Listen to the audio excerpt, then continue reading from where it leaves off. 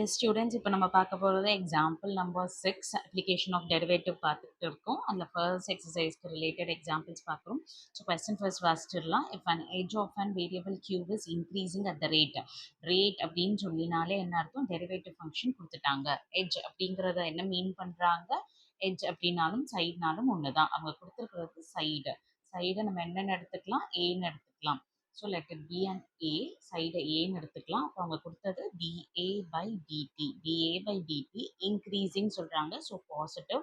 இதை ஞாபகம் வச்சுட்டு பண்ணிகிட்டே வாங்க. ஏன்னா டிக்ரீசிங்னு சொல்லும்போது இதை எழுதாமல் விட்டிங்கன்னா கஷ்டம். So plus 0.5 centimetre per second.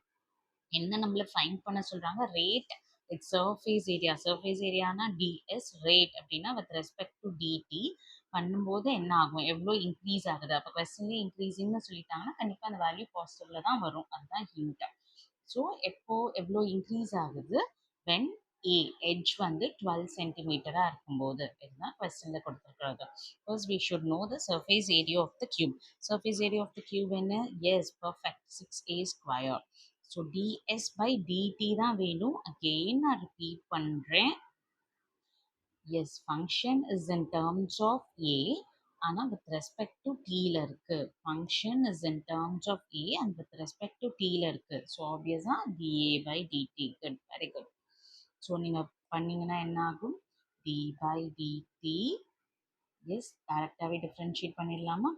So 6 is and constant வந்துடும். a ஸ்கொயர் பண்ணால் 2a power 1. So 2a dA with respect to dt. Good, very good. So இவங்களை simplify பண்ணீங்கன்னா 12a dA by dt. This is your final thing. இப்போ ds by dt equal to 12 times a. dA by dt நம்ம கண்டுபிடிச்சு வச்சிருக்கோம் 0.5. So 0.5ன்னு substitute பண்ணுங்க. 0.5 நான் சொல்லியிருக்கேன். Applied மேத்தமேட்டிக்ஸில் most டெசிமலில் இருந்தால் நீங்கள் கன்வெர்ட் பண்ணிக்கலாம். So 0.5 will be 1 by 2. If you cancel, it will be 6a.